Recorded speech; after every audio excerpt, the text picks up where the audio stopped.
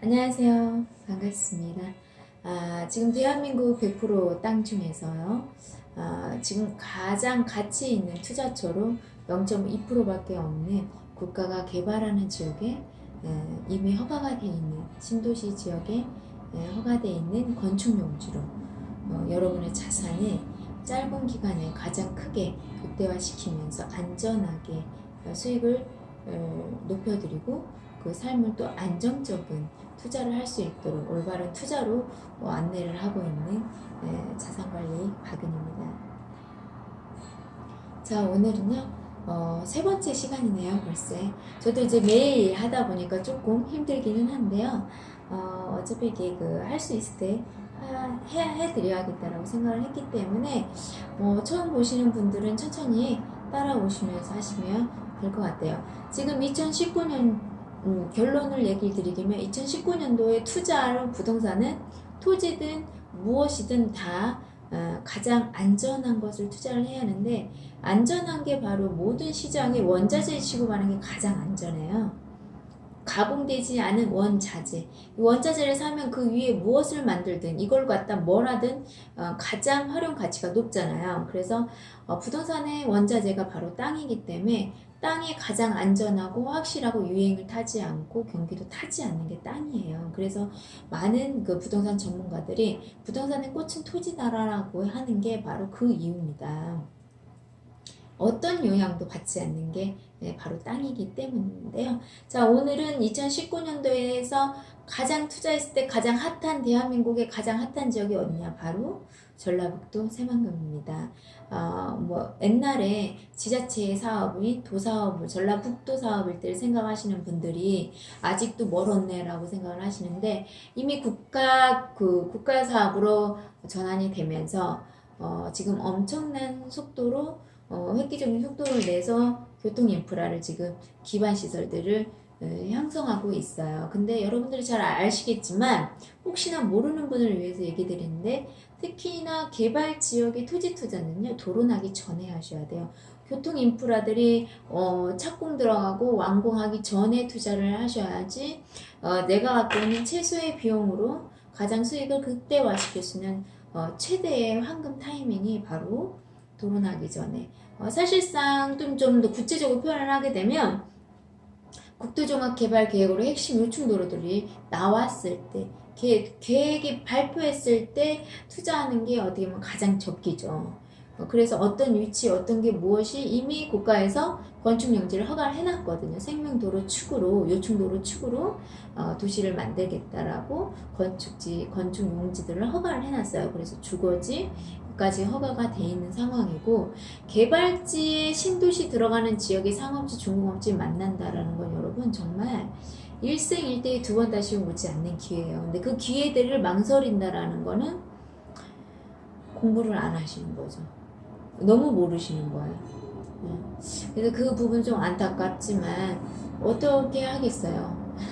공부가 그래서 항상 공부되고 관심 갖고 자꾸 이렇게 공부를 하고 계셨던 분들은 그 가치를 알기 때문에 그 순간 잡을 수가 있는 거예요. 바로 살 수가 있고 내 것으로 만들 수 있고 내 기회로 만드는데, 이제 막 배워가기 시작하고 이제서 관심 가지신 분들은 중공업지가 뭔지, 상업지가 뭔지, 노란 땅이 뭔지, 주거지 땅이 뭔지, 건축용지가 뭔지, 도시지역이 어딘지, 도시 외곽지가 어딘지 조차도 구분을 하지 않고 그냥 싼 땅, 그냥 도로 붙은 싼 땅, 그리고 주변에 좀 이렇게 조경이 좋은 곳, 경치가 좋은 곳, 이런 것을 사시는 거예요. 근데 투자는 완전히 다르게 생각을 하셔야 돼요. 특히나 다른 건 몰라도 토지 투자 같은 경우는 무조건 도시 요충지, 중심지로 들어가야 돼요. 요충지, 중심지로 들어가면 들어갈수록 그 증거를 어떻게 하냐? 방법을 다 가르쳐 드려요. 용적률이에요. 용적률이 높을수록 땅은 어때요? 가치를 갖고 있는 땅이고 그 지역이 중심지가 되는 거예요. 그런데 수없이 얘기를 드려도 용적률이 낮은 자연녹지, 계획관리지, 생산관리지, 임야까지, 저는 왜 그 땅을 사는지 모르겠어요. 그러면서 나는 사놓으면 돈 벌겠지? 이렇게 사놓으시는데 좀 이해는 안 가요. 정말 돈이 될지 못할 지역에 돈이 안 되는 땅을 사놓고 돈이 되겠지 하고 기다리는 거 어떤 관점일까요? 그래서 저는 이렇게 용적률이 높은 땅만 해요. 용적률 낮은 땅은 안 해요.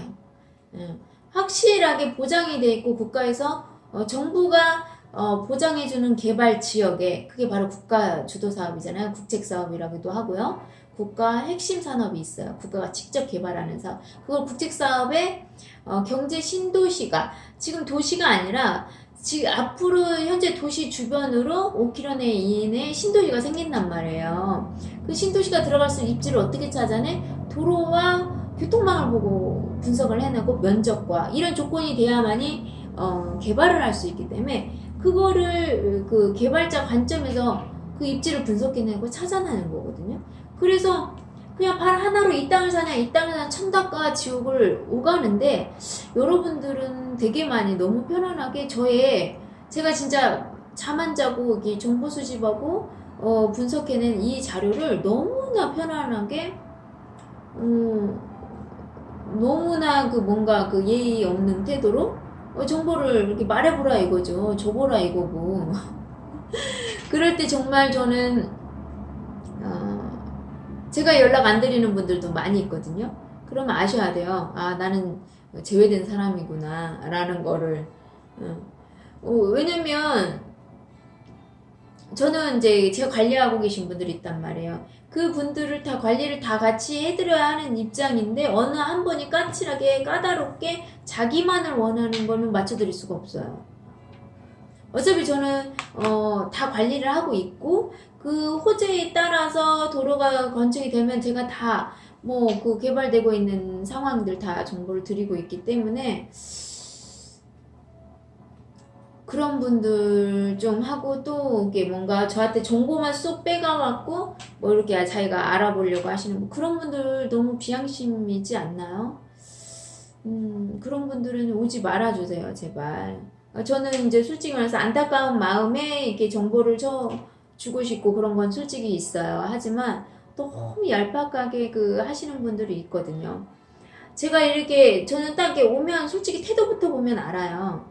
이렇게 정보를 이렇게 얻기 위해서 저에게 이제 전문가가 이제 솔직히 저를 이렇게 영상을 통해서 보신 분들은 내가 말은 버벅거리고 잘 못하지만 뭔가 여러분들이 그 많은 그 유튜버 중에서 선택한 이유가 있으실 거란 말이에요. 그런데 믿지 못하는 부분에 대해서는 저는 이해가 가요. 저는 사람을 믿지 말라고 해요. 저도 사람이고 실수할 수 있거든요. 하지만 땅은 절대 실수하지 않아요, 여러분. 그래서 저는 오히려 땅의 서류를 믿으라고 그렇게 얘기를 하는데, 지금은 솔직히 워낙 그 매물이 없는 상황에 정말 좋은 땅은 없어요. 그러니까 뭐 도시 외곽지에 막 돌아다니는 땅들은 많이 있죠. 중개사분들이 이렇게 시중에 돌아다니는 땅은 많지만, 제가 말하는 땅은 요충지가 될 수 있는, 중심지가 될 수 있는 땅을 얘기하는 거예요. 건축이 허가돼 있고 거기에서도 용적률 내가 200%면 200%를 다 사용할 수 있고, 오히려 입지상이 추가가 돼서 400%, 1300%까지 갈 수 있는 그 입지의 그 땅을 말하는 거지, 그냥 뭐 이렇게 흔히 이제 매물, 돌아다니는 매물을 제가 얘기하는 게 아니에요. 근데 똑같은 걸로 생각하시고 자꾸 얘기하는데, 그 정보를 막 아무런 뭔가 조금 이렇게 좀 어려워하는 부분 전혀 없이 정보를 주라고 막 이렇게 하는데, 제가 이 일을 하면서 토지공사에서 일하시는 분들도, 건축 회사에서 입지 담당하시는 분인데도 세상에 용도를 모르는 걸 보고 내가 깜짝 놀랐어요. 그 분들은 큰 면적을 하기만 하지 어떤 입지가 어떻게 변하는지까지는 몰라요. 저희는 그 땅이 어떤 입지로 어떤 조건으로 여기 주거지가 되는지, 주거지인데도 정말 배두촌이 형성이 되는 그냥 전용 주택지가 될 것인지, 아니면 상가와 그런 상가가 같이 결합되어 있는 그냥 좀 이렇게 상가주택 같은 그런 지역에 밀집될 지역인지, 아니면 또 상가들이 상업지로 이렇게 밀집될 수 있는 조건을 갖고 있는 교통망의 입지인지, 기업들이 투자할 수밖에 없는 조건과 용도를 갖고 있는 입지인지, 이런 것들을 다 분석하고 그 주거지에 들어가야 하는 가장 좋은 도로가 있는 거고, 또 아까 말한 상업지에 들어가야 하는 정말 그 상권이 잘 형성될 수 있는 조건의 도로가 들어가야 하는 게 있는데, 그런 면적의 도로와 입지와 용도와 모든 것을 갖춘 땅을 찾아내는 게 전문가가 하는 건데, 그걸 아무렇지 않게 한번 줘보라고 얘기하는 분들 아주 너무 모르시는 거죠, 너무나. 그러니까 모르지만 또 얘기하면은 또 그러니까. 그래서 제발 여러분들한테 얘기하고 싶은 건, 사람을 믿지 말고 서류를 믿으라는 거. 요즘 개발지 같은 거 너무 매물이 없다 보니까 솔직히 이 서류상에서도 확인을 하지 못하면서 가야 할 때도 있어요. 제가 그런 경험이 몇 번 있었어요. 그래서 그럴 때 정말 고객 입장에 생각해보면 저런 사람도 잘 모르고 서류상에 이제 그 지금 진행이 되고 있는 상황에서 할 때 이제 근거 서류들은 몇 개 있지만 확실하게 다 이렇게 뭔가 진행되지 않은 상황에서 그런 어려운 사항이 있을 때 정말 고객들 정말 힘들겠다라는 생각이 들어요. 그래서 제가 두 가지 제도를 얘기를 한 게 뭐냐면 에스크로 제도예요. 이 계약한 거에 대해서 예를 들면 뭐 측량이나 뭐 그 등기 이전이나 이런 부분들이 개별 등기나 이런 것들이 진행되지 않았을 때 계약에 대한 책임에 대한 보험과 또 거기에 대한 또 특약을 저희가 쓰잖아요. 그런 부분에 대해서 좀 이렇게 신뢰할 수 있는 그런 것들이 아주 많이 필요해요. 개발지는 그래요, 정말. 너무 빨리 변하는 게 내년엔 더 심할 거예요, 정말로. 근데 그때 나는 그거를 꼭 보고 가리라 이러고 있으면 어쩔 수 없는 거죠. 그러니까 고객들 입장에서는 정말 어려울 것 같아요. 정말 특히나 뭐 그 전부터 저와 함께 쭉 이렇게 공부를 몇 년 동안 해오신 분은 상관없겠지만, 최근에 알면서 공부량도 적지, 다 보지도 못한 상황이지, 그럴 때 과연 그분들이 어떻게 그렇게 할 수 있을까? 근데 왜 이렇게 좋은 분들이 그렇게 못 보고 안 보이고 그런 상황에 처하면 정말 안타까워요. 정말 제가 어떻게라도 해드리고 싶을 정도로 안타깝지만, 또 이것도 또 제가 어떻게 할 수 없고, 항상 그 적정한 선을 지켜야 한다라는 거, 그게 저희가 전문가들이 지켜야 하는 선이기 때문에 안타깝지만 또 어쩔 수 없을 상황이 있어요. 그래서 참 그럴 때는 정말 안타깝죠. 근데 뭐 어쩔 수 없어요. 개발지의 투자의 특징이고 또 그게 묘한 매력이고, 그걸로 내 인생이 막 이렇게 바뀌는 것들을 좀 많이 보죠. 그래서 공부를 하면서 같이 움직여야지, 공부가 돼서 한다 이것도 조금은 맞지 않은 타이밍이고요. 하면서 검증해가면서 알아가면서 하면서 해야 한다라는 거예요. 그리고 행동해야 한다라는 걸 계속 얘기 드리는 거죠. 자, 그래서 이제 오늘은 그 세 번째 시간으로 새만금 소개 부분에 대해서 왜 대한민국에서 새만금의 무엇 때문에 새만금을 선택했고, 새만금을 국가의 핵심 산업으로 국가가 주도적으로 개발하는 국책사업으로 선택하게 됐는지, 그 내용을 그 새만금 개발청에 이렇게 표시를 다양한 부분으로 해놨거든요.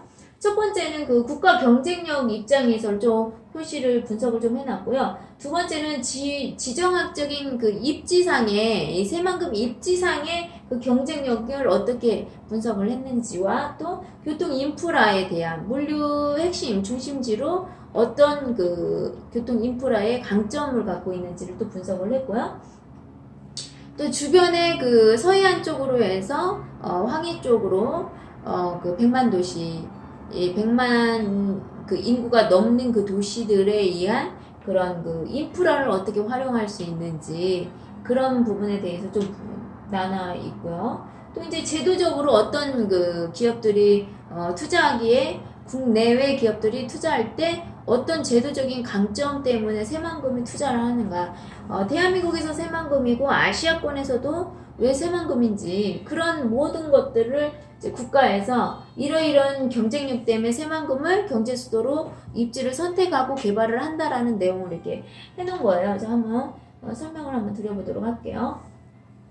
여러분들이 읽으면 다 충분히 이해가 되는 부분인데 이제 혼자 안 하시더라고요. 그래서 저하고 이렇게 같이 해보는 시간에 제가 마련한 거예요. 그 전에 제가 요거 보고 한번 싹 페이지별 다 보시게 되면 그림이 다 그려질 거라고 여러 번 설명을 드렸는데 역시나 많이 안 보시더라고요. 그래서 제가 이렇게 같이 해보는 시간을 갖도록 해봤습니다.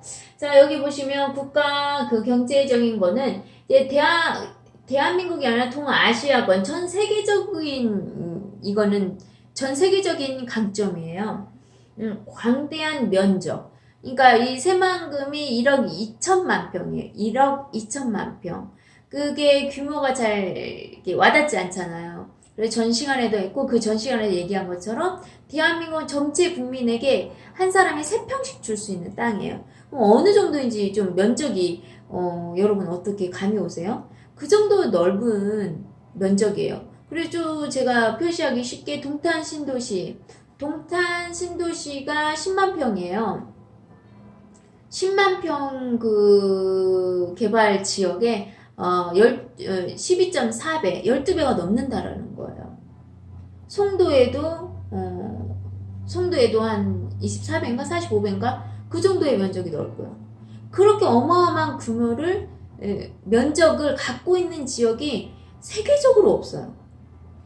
근데 왜 그 지역에 그러니까 그냥 이게 그 면적만 필요한 게 아니라 그 항구를 끼고 있으면서 기타 뭐 관광에 대한 최적의 그런 그 요소들을 갖고 있어야 하고 이런 모든 조건을 갖춘 지역으로 최대 면적으로 또 입지상에 아주 요충지에 있는 게 새만금밖에 없기 때문에 대한민국의 지금 새만금이 앞으로 10년에서 20년까지 전 세계 사람들이 투자하는데 새만금에 집중하는 이유예요. 그 중에 가장 큰 핵심 요인이 뭐냐? 면적하고 교통 인프라인데 교통 인프라에서 신항만이 경쟁력 가장 두 개를 크게 할 수 있어요. 그래서 전 세계 기업이 전 세계의 그 투자 전문 기업들이 대한민국의 새만금에 집중하는 이유 가장 큰 게 면적과 그 신항만 수심이 깊은 신항만 때문이에요.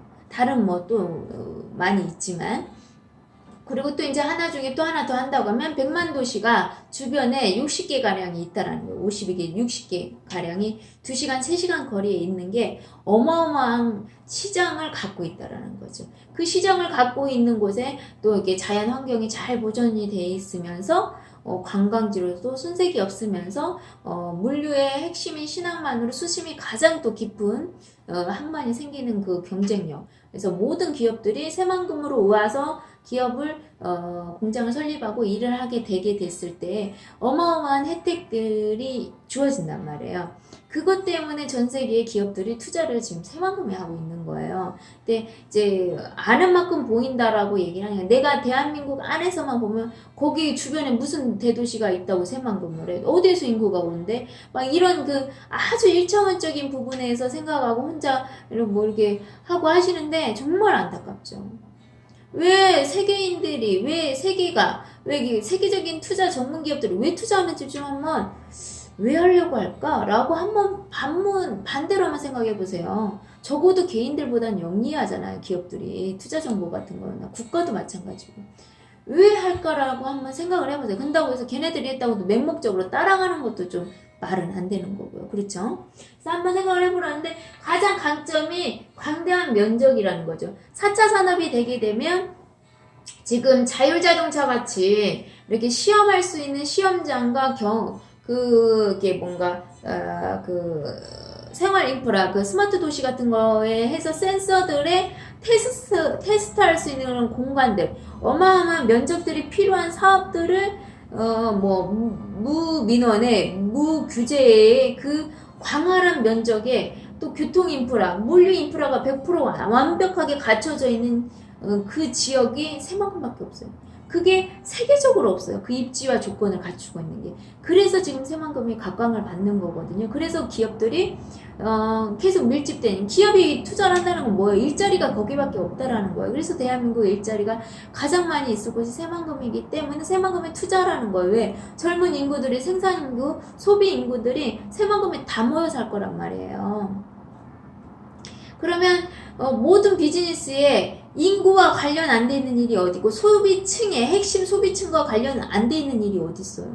그렇기 때문에 새만금으로 다 몰릴 수밖에 없는 조건을 확실성을 갖추고 있는 거예요. 그거를 증빙하듯이 지금 새만금 산업단지에 기업들이 국가 산업단지 되기 전부터 투자를 하잖아요. 그래서 그 면적이 연구임대 면적이 부족해서 지금 늘리고 있는 상황인데 지금 이 상황에서 개인 생각이 뭐가 중요하냐는 거죠. 오히려 공부하셔야 한다라는 거예요. 정보가 없다라는 거죠. 그 부분이 아주 중요하고요. 그래서 정부가 가장 큰 면적이라는 거 그게 또 아주 중요한 게 뭐냐면 국가 소유이면서 무민원의 무규조 상태의 토지를 갖고 있는 게 아주 외국인 투자의 경쟁력을 아주 극대화시킬 수 있는 조건이라는 거 나왔고요. 또 이제 두 번째는 정부가 직접 추진하는 국가 핵심 산업이라는 거죠. 경제 수도를 만드는. 이것도 아주 중요해요. 국가가 제가 국책사업에 투자를 해야 한다. 수많은 개발사업이 전국에 다 있어요. 근데 국책사업 중에서도 국가가 신도시를 만드는 걸 해야겠어요? 경제 수도를 해야 하는 걸 해야겠어요? 그리고 여기는 항만만 들어오는 교통 인프라가 항만만 있는 곳에 투자해야겠어요? 항만과 공항과 철도와 도로를 동시다발로 하는 곳에 투자해야겠어요? 여러분들 이렇게 항만 하나 생기니까 주변에 뭐 산업이 조금 지금 들어가 있는 기존 산업인가 이것도 미래에 뜨는 산업인지 지는 산업인지도 또 아셔야 하는 거고요. 우리 지금 봐보세요. 삼성도 그렇고 현대도 그렇고 그 지역들이 본사를 이전하고 한다라고 하면 어때요? 일본과의 그 무역 문제 생기면서 공장 잠깐 멈추고 이런 부분이 생긴단 말이에요. 그런 거 관련 있는 사업이야 없는 사업이야 그런 것들도 여러분 보셔야 돼요. 투자할 때. 왜냐면 기업이 일자리를 만들어내기 때문에 일자리 때문에 인구가 유입이 되는 건 이건 법칙이에요. 법칙. 수없는 법칙인데 그래서 제가 계속 그러잖아요. 인구가 밀집돼야 땅값도 높고 인구가 밀집될 수밖에 없는 조건을 가진 곳이 땅값과 집값을 가장 극대화시키고 내가 그 자리를 선점을 하게 되면 돈을 안 벌 수가 없다니까요. 여러분. 그리고 현금화가 안 될 수가 없어요. 왜 도시 외곽지 사놓고 왜 현금화가 되네 말에 걱정하세요. 안 되는 걱정 안 해도 되는 땅이 있는데 투자의 원칙과 방법을 바꾸셔야 한다라는 걸 계속 제가 얘기를 드릴게요. 모든 제가 이렇게 짧게나마 살아본 결과 모든 답은 내 안에 있더라고요. 정말 나의 생각과 관점으로 아닌 것도 길게 만들고 긴 것도 아닌 거 만드는 게 바로 다 나예요. 나의 생각. 그리고 내가 무언가 새로운 정보를 대하는 태도와 관점들.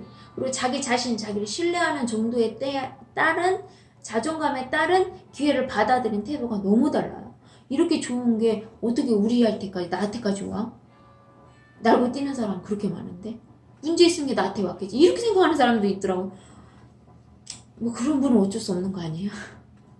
저는 솔직히 말해서 제가 수없이 영상에 얘기했지만 내가 정말 열심히 살았기 때문에 이제 드디어 나한테 기회가 왔구나. 저는 이 땅을 그 생각을 했거든요. 그래서 저 정말 돈도 없었는데 200만 원 계약금 걸어놓고 그 돈을 만들기 위해서 전 정말 그렇게 시작을 했어요. 그래서 제가 맨날 총알 하나 조금 있는 사람들 그 사람들한테 꿈과 기회를 주고 싶은 거죠. 진짜 건물 짓는 땅을 사면 건물주밖에 될 수 있는 게 없어요. 근데 도시 외곽지에 계획관리 자연농지 이런 거 사셔보세요. 자기 전원 생활하는 거 말고 뭐예요? 농사 짓고 해야죠. 거기가 도시 중심지가 아니니까 세를 받을 게 있겠어요? 그러니까 그런 부분을 좀 생각하시라는 거. 수없이 얘기했는데도 항상 연락 와서 이렇게 하시는 거 이상하게 그 도시 외곽지에 있는 땅들 막 물어보는데 이분들이 내 영상을 본 건 맞을까? 저 이 생각 진짜 많이 해요. 그러니까 듣긴 하지만 흘러버리고 적용을 안 해요. 저도 이제 원래 교육을 전문으로 해서 교육을 많이 했기 때문에 보니까 진짜 이 통계가 있어요. 10명 가르치면 딱 한 명이 3명이 인식을 해요. 인식을 한 거하고 아는 건 틀리잖아. 인식을 했는데 행동까지 나온 건 한 명밖에 없어요. 정말 대단하죠. 그래서 성공하는 사람이 1%밖에 안 되나 봐요. 정말. 인식은 3명을 해요. 10명 하면. 3명은 하는데 그 3명 중에서 1명만 실천을 해요. 그래서 그런 게 아닌가 싶은 생각이 들어요. 그러니까 이렇게 강력한 국가가 해서 새만금 개발청을 만들어서 이렇게 진행을 하는 내용도 한번 쭉 보세요. 그래서 국가가 핵심 기반 시설을 기반 시설이랑 교통 인프라예요. 철도나 도로나 공항이나 항만들 이걸 해놓으면 그때부터 민간 기업들이나 기업들 민간 투자자들이나 기업들이 투자를 그때 하는 거예요. 그 타이밍도 아셔야 하는 거예요. 그래서 우리는 그 전에 투자해서 도로 날 때 민간인들이 그 기업가들이 투자할 때 그 사람들 때 파는 거예요. 투자 타이밍이. 그리고 또 이제 이제 전 세계적으로 이제 신재생 에너지가 트렌드잖아요. 거기에 맞게끔 한국에서 신재생 에너지 중심지를 만들겠다라고 해서 지금 여러 가지 개발하고 있는 거 얘기를 한 거고요. 자, 여기까지 국가가 새만금의 그 입지적인 조건이나 그 경쟁력을 면적에 대한 강점과 국가가 선택하게 된 그 경쟁력에 대해서 설명을 드렸고, 두 번째로는 지정학적 경쟁력, 입지적인 경쟁력. 부동산은 첫째도 입지, 둘째도 입지, 셋째도 입지. 마찬가지로 국가도 어떤 입지에 어떤 나라들에 둘러싸이고 어떤 조건에 어떤 주변의 산악에 보호를 하냐에 따라서 국가가요 정말 그 강대국이 될 수도 있고 강대국이 될 수 없는 그것도 입지로도 알 수가 있어요. 뭐 여기까지 얘기하면 좀 길어요. 지정학적인 경쟁력, 지정학적인 우수한 입지에서 전력적인 요충지를 새만큼은 끼고 있어요. 아까 제가 전에도 얘기한 것처럼 황해권의 그 100만 도시 인프라, 그 어마한 인프라를 갖추고 있으면서 물류의 조건을 갖고 있는 요충지가 새만금이에요. 대한민국에. 정말 대단한 거죠. 이 새만금의 대한민국, 그래서 저희가 그렇게 이런 입지적인 강점 때문에 그렇게 외침을 많이 받은 거거든요. 그래서 이렇게 보면 여기 다 나와 있어요. 뭐 중국과 일본과 유러시아의 그 진출에 대한 뭐 100만 인구가 주변에 있는 거, 3시간권에 있는 거, 서해안 중심부에 있다라는 거, 서해안 축으로 개발하는 신산업 벨트에서 중심부에 있어요. 그 입지적인 강점 때문에 요충지가 될 수밖에 없다라는 거고, 거기에 또 항만이 한몫을 크게 해주는 거죠. 그리고 또 호남선 KTX가 완공이 되면 서울에서 새만금까지 1시간 거리에도 이제 뭐 교통이 좋아진다는 거죠. 그렇기 때문에 이제 유입이 원활하게 잘 되는 거죠. 그거의 강점에 대해서 설명을 한 거고, 또 이제 이 한국 전역의 2시간 거리의 모든 거리가 이제 새만금 지금 십자 간선도로부터 해서 서해안 고속도로부터 철도까지 연결이 싹 되기 때문에 어디에서나 새만금에서 어디를 가나 2시간권에 다 전국을 갈 수 있는 그런 입지적인 그 교통 인프라를 지금 현재 그래서 항만, 공항, 철도, 도로를 다 동시다발로 만들고 있는 거예요. 그 강점이 있다라는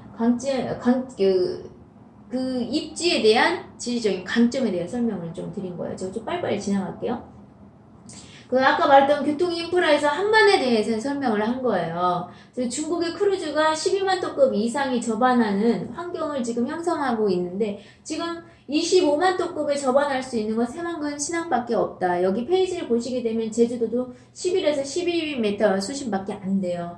인천도 그렇고요. 수도권에 가까운 곳에 있다라는 강점이 있지만 그 수심이 얕다라는 거, 광양도 마찬가지고 부산도 그렇다라는 거죠. 그래서 부산 쪽보다는 이게 이제 동쪽으로 부시하잖아요. 그러니까 이쪽으로 보다는 서해안 쪽으로 중심으로 봤을 때 가장 강력한 게 새만금이 17에서 40m 수심으로 25만 톤급이 접안할 수 있는 최적의 항만이라는 거죠. 이 수심을 갖고 있는 곳이 동아시아권에서 새만금밖에 없다라는 거. 이 강점이란 이게 아시는 분들은 진짜 아는 만큼 보이는 거예요. 수출에 관련된 기업들을 운영하신 분은 이 그 항만이 얼마나 중요한 그 원가를 낮출 수 있는 아주 중요한 요충지고, 그 입지에 그것 때문에도 만약에 임대료가 비싸도 들어갈 판인데 특혜들을 관세도 면제해주고 감면해주고, 뭐 행정도 규제도 완화해주고 막 모든 걸 다 맞춰주는데 새만금에 안 들어오는 기업이 좀 이상한 거죠. 솔직히 말해서. 그런 부분에 대한 강점에 대해서, 항구에 대한 강점이에요. 그리고 신항만과 가까운 요충 중요한 도로가 가까이 있다라는 거 얘기해서 한번 살펴보시면 되겠고요. 그래서 이제 국제공항 부분에 대해서는 정치적인 게 좀 연관이 됐기 때문에 기회가 돼서 정보를 이제 저하고 얘기 나눌 수 있는 건데 좀 설명을 드리도록 할게요. 그리고 이제 제도적인 부분만 얘기를 하고 마무리를 하도록 하겠습니다. 제도적인 경쟁력이 바로 이거 뭐 한중 경업단지에 대한 것은 뭐 이게 패스하고요. 이제 그 한중, 중국과 한국에 관련돼 있는 게 맺어진 거기 때문에 주 기업에 관련된 거니까 패스하고요. 새만금의 특별법으로 제도적으로 이렇게 우위에 놨다. 특별법으로 통과를 돼서 되게 많은 분들이 지금 현재 문정부도 뭐 트럼프에 대한 뭐 이런 여러 가지 부분 때문에 불안하다 보니까 새만금이 과연 지금은 되지만 대통령이 바뀌면 안 되지 않겠냐라는 얘기를 하는데, 여러분 특별법이라는 부분이 뭐냐면 법위의 가장 높은 상위법이라고 해서, 그것보다 더 중요한 건 뭐냐, 그 국책사업으로 선정을 해놓고 국대 100대 과정에 넣어놓고 특별법을 통과를 했어요. 특별법이 통과를 된 거는 국책사업이라는 자체 성격이 개발을 해야만이 국가를 먹여 살리는 거를 개발하는 거 국책사업이라고 하는데, 그거를 특별법을 통과했기 때문에 우리가 세종시가 대통령이 바뀌어도 지금 현 정부도 세종시를 개발하고 있잖아요.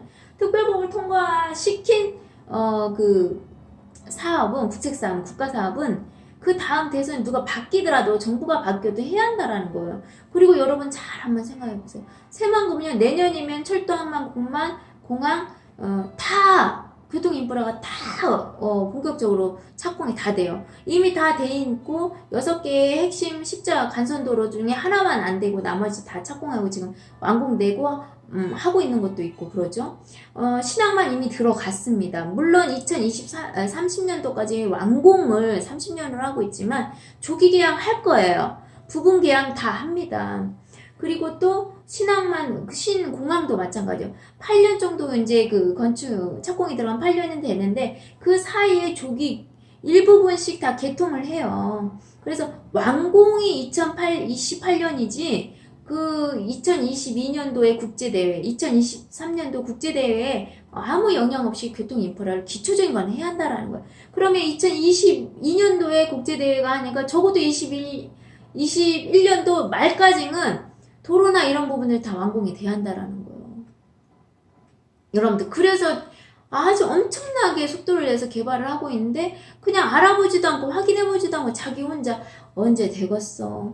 방조제 달릴 때 호수가 보이는 게 맞는 건데 정말 막 아무것도 모르시면서 왜 바다만 있고 도대체 언제 메꾼다냐 이런 말씀하시고 너무 안타깝죠. 그래서 공부 좀 하시라는 부분을 좀 얘기를 드리고, 여기 보면 이렇게 특별법으로 됐다라는 부분이고, 이제 종합보세구역이라고 지정을 했다는 게 이게 뭐냐면 종합보세구역을 설정하는 목적이 뭐냐면 외국 기업 투자를 촉진하기 위해서 뭐 관세 부분 이런 부분은 감면하고 면제해주기 위한 그 구역으로 선정을 하는 거예요. 그거 이제 관세청장이 이거를 하는데, 이제 수출 규모와 기업이 투자하는 규모 1,000만 불 이상의 투자하는 그 기업들, 그 지역과 또 이제 그 수출 금액은 월에 한 1,000톤 이상을 이렇게 수출량을 일으키는 그 지역에 그 기업들에 대해 혜택을 주는 걸 그 관세청장이 그 지역을 선정을 하는 거예요. 근데 그걸 새만금의 종합보세구역으로 지정을 했다라는 거예요. 그러니까 기업들이 관세도 면제해줘, 이렇게 행정 서비스도 맞춰줘. 그리고 또 여기